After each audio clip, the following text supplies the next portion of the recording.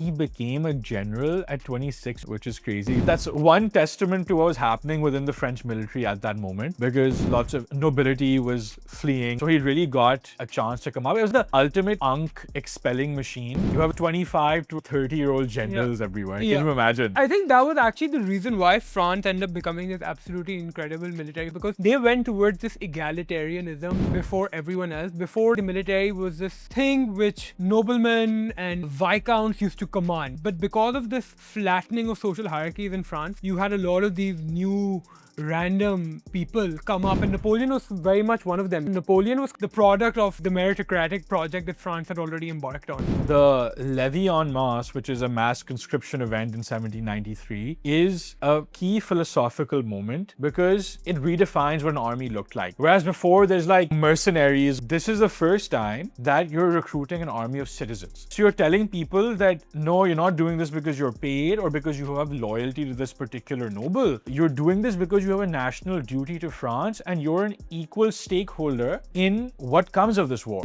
Because yesterday, you can't enter university, you can't hold an officer's position in the civil service or in the military. But all of a sudden, even as a foot soldier, you have this promise that when you come back post-war, at least your children may be able to get an education. So you're fighting for a future that for the first time in history is yours. And it's not just the children of the nobility you're fighting for. So that cannon fodder narrative, which holds weight, becomes a lot less compelling when you think that you've now got a clearer route to the top. France is the first country that true like modern social mobility really hits because of it. And because of this, like, you have all these young people, all these people who want to go join the army. Napoleon found the empire that he was ruling as carrying the ethos of what used to be the actual Roman Empire. You're describing this scenario where you have these average people going out and fighting for the empire. Like, Rome was kind of similar to this early on as well. And this is why Rome was also such an incredible fighting force where, okay, we've conquered these lands, now you're a Roman citizen, now you can serve in the army. It wasn't as socially mobile as France, of course. I mean, it's 2000 years before it, but you also had a similar thing going on there. Even in his